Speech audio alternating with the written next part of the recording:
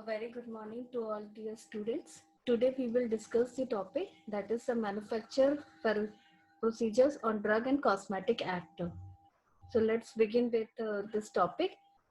In the previous topic, we have discussed about the import procedures on drugs and cosmetic under the guidelines of the Drug and Cosmetic Act.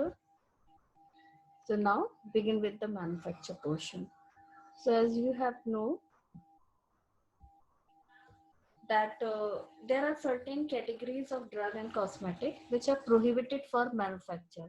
Under this come all the spurious, misbranded, and adulterated drugs. So such drugs they should be restricted for manufacture, and certain types of drugs which are which are other than the drugs come under the Schedule C and C1. As you all know that under the Schedule C and C1 comes all the biological products, vaccines, sera, and all the parenteral products. And so the drugs, apart from that biological products, basically the non-parenteral formulation is simple non-sterile preparation, non-sterile you can say, yeah, non-aseptic you can say. So the manufacture of those drugs, and we will cover in this manufacturing procedure the manufacture of such non-parental drugs, then manufacture of those drugs, which are present in Schedule C and C1, that is basically the parental products and biological products. Then manufacture of Schedule X drugs. As you know that under the Schedule X drugs comes all the narcotic and psychotropic substances. Then we will focus on the loan license, repackaging license, offenses and penalties if any contravention comes under this Drug and Cosmetic Act during the manufacturing procedure. So right now we move to the first part, that is, as I have told you that certain category of drug and cosmetic, they are prohibited from manufacturing. Here are some examples of such type of category of drug and cosmetic. First one is the misbranded, adulterated, or spurious, as we have discussed in the previous lectures also.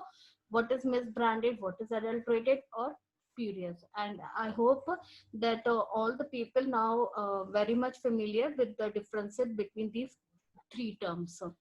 Then patent or proprietary medicines.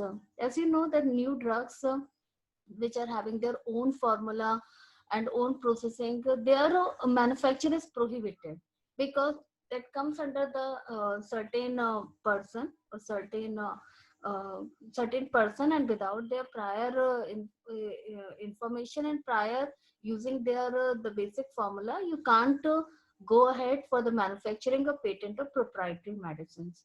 Then drugs which comes under the schedule, drugs which claims that they can give the treatment for diseases or ailments, which comes under the Schedule J. As in the Schedule J category, you have know that all the drugs or ailment whose treatment is not possible uh, are comes under this Schedule J. So examples of such type of ailments and diseases are thyroid disorders, type 2 diabetes. If drugs or treatment which increases your height, which reduces your obesity, these are the certain diseases or ailments. For these diseases and ailments, there is no proper treatment till now developed. और अगर कोई drug claim करता है कि वो schedule जे के अंदर कोई डिजीज और एलिमेंट्स को ट्रीट कर रहा है, so this is illegal, or this is not कहना चाहिए authenticated one. So such type of drugs, their manufacture is prohibited. Then certain drugs or cosmetics which are risky to the human beings or animal, which adversely affect their health, and such type of drugs are also prohibited from manufacturing. Drugs without any therapeutic value are also prohibited from manufacture. Drugs which are having the low potential efficacy, or which do not legally conform to the given specifications, such drugs are also prohibited from the manufacturing. Then preparations of formulations which contain the cyclamate. As you all know, cyclamate is the artificial sweetener previously used uh,